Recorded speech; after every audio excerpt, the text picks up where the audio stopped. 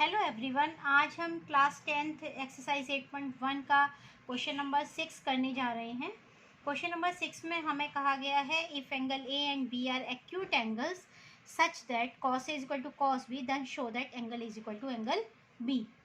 तो अगर हमें ए और बी दो एक्यूट एंगल्स हैं और इस तरीके के एक्यूट एंगल्स हैं जिनमें कॉस ए और कॉस बी बराबर है, तो हमें शो करना है एंगल ए और एंगल बी बराबर होंगे। तो देखिए, let us consider two triangles, है ना। लेट अस कंसीडर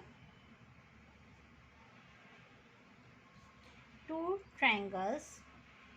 अब हम ऐसे ट्रायंगल्स लेंगे जिसमें हमारे पास एंगल ए भी आए और एंगल बी भी आए और ये एक्यूट हो, है ना। तो हम दो ट्रायंगल्स ले लेते हैं। एक ले लेते हैं triangle Q P A and दूसरा ले लेते हैं ट्रायंगल एस आर बी। इस तरीके के ले लेते हैं कि सच दैट हमें क्या दे रखा है, cos A is equal to cos B, कि इन दोनों ट्रायंगल्स में कॉस ए और कॉस बी बराबर हैं। हम मान लेते हैं, मतलब हमने ऐसे किया कि एक ट्रायंगल तो हमने ये लिया और एक ट्रायंगल हमने ये ले लिया। ये ए है और ये बी है, तो हमने एक ट्रायंगल लिया क्यू पी ए और एक हमने ले लिया एस आर बी। ठीक है। अब देखिए, हमें cos A equal to cos B दे रखा है, हमें शो करना है कि एंगल ए एंगल बी के बराबर होंगे। तो देखिए, cos A is equal to cos B.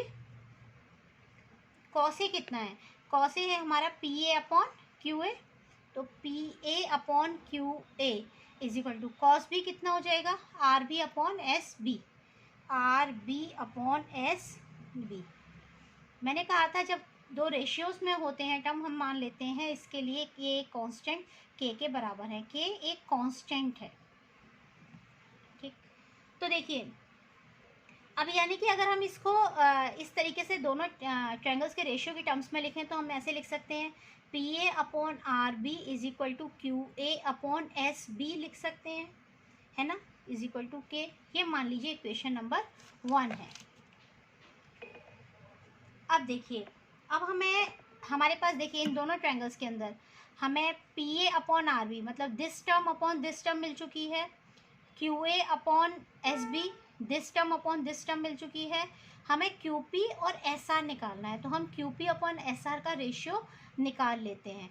तो देखिए, Q P upon S R, Q P upon S R, ऐसा हम क्यों कर रहे हैं ये भी मैं आपको बता देती हूँ। ये दोनों ट्रायंगल्स हैं और इसमें हमें एंगल ए और एंगल बी प्रूव करना है इक्वल है। दो ट्रायंगल्स के एंगल तब इक्वल प्रूव होते हैं या तो वो दोनों कॉन्ग्रुएंट होते हैं या फिर वो क्या होते हैं, सिमिलर होते हैं, है ना। अब अगर हमने यहाँ रेशियोज लिए हैं तो ऑब्वियस ये हम सिमिलर प्रूव करेंगे ट्रायंगल्स को। तो सिमिलर प्रूव करने के लिए तीनों साइड्स का रेशियो क्या होना चाहिए, इक्वल होना चाहिए। तीनों साइड्स का रेशियो अगर इक्वल होता है तो दोनों ट्रायंगल्स सिमिलर होते हैं और सिमिलर होते हैं तो इनके एंगल्स आपस में इक्वल होते हैं। इसलिए हम थर्ड साइड का भी रेशियो निकालेंगे, S P upon S are. तो देखिए, Q P upon S R, Q P कितना हो जाएगा, क्यू पी हो जाएगा अंडर रूट ऑफ, ये 90 डिग्री के एंगल्स हैं तो Q A square minus A P square, Q A square minus A P square. इसी तरीके से एस आर हो जाएगा S B square minus R B square. देखिए, Q A minus P A, जो क्यू ए हो जाएगा ना हमारा, क्यू ए होगा के एस बी का स्क्वायर, है ना, के एस बी का स्क्वायर माइनस ए पी। अब ए पी के लिए हम बीच वाला टर्म छिपाते हैं, तो देखिए के आर बी, तो इसको लिख सकते हैं के आर बी का square upon under root of S B square minus R B square. अब हम इसे अगर सिंप्लीफाई करते हैं ना तो ये देखिए, इसमें से के स्क्वायर बाहर निकालेंगे तो ये हो जाएगा S B square minus R B square, और अपॉन में भी अंडर रूट में है S B square minus R B square. K square का अंडर रूट के, तो अंडर रूट के अंदर आपका बचेगा S B square minus R B square upon under root of S B square minus R B square. दोनों number same है, cancel out हो जाएंगे, यानी कि Q P upon S are कितना आ गया, के आ गया आपके पास। ठीक है, और के आपके पास देखिए, ये के किसके बराबर था, P A upon R B, Q A upon S B के बराबर भी था। इसका मतलब ये टर्म भी इनके बराबर हो जाएगी। This implies P A upon R B is equal to, देखिए ये वाली टर्म हम लिख रहे हैं, Q A upon S B is equal to Q P upon S R is equal to K. ये तीनों का रेशियो के बराबर हो जाएगा, ये दोनों टर्म्स और ये टर्म्स। इन सारों का रेशियो के बराबर हो जाएगा।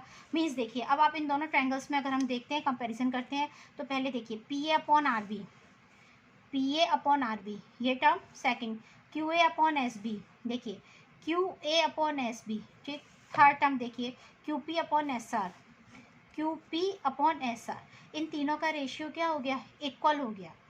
तो आपने थ्योरम पढ़ी थी सिमिलरिटी वाले चैप्टर के अंदर कि अगर दो ट्रायंगल्स की साइड्स का रेशियो इक्वल होता है तो वो दोनों ट्रायंगल्स क्या होते हैं, सिमिलर होते हैं, तो उनके करस्पॉन्डिंग एंगल्स भी इक्वल होते हैं। तो थ्योरम मैं आपको स्टेटमेंट लिख के बता देती हूँ ताकि आपको याद हो जाए। देखिए उसमें हमने लिखा था, ये 6.4 थ्योरम थी। If in two triangles sides of one triangle is proportion is नहीं R, एक्चुअली सारे साइड्स की बात कर रहे हैं, R proportional to the sides of the other triangles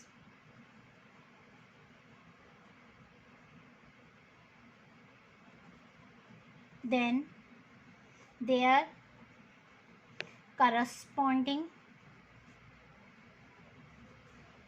angles are equal, angles are equal and the two triangles are similar।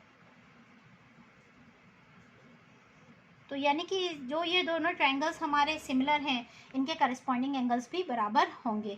तो इसका मतलब एंगल क्यू एंगल एस के बराबर, पी आर के और ए बी के बराबर होगा। तो दिस इम्प्लाइज ट्रायंगल, नाम लेंगे Q P A and S R B similar हो गए। Angle Q P A is similar to angle triangle S R B. तो ये दोनों ट्रायंगल सिमिलर हो गए। दिस इम्प्लाइज एंगल, ये वाले ट्रायंगल से कौन सा एंगल आ जाएगा, ए आ जाएगा, क्यू पी ए है इसका नाम, है ना। तो angle A is equal to angle B, hence proof, यही प्रूफ करना था आपको।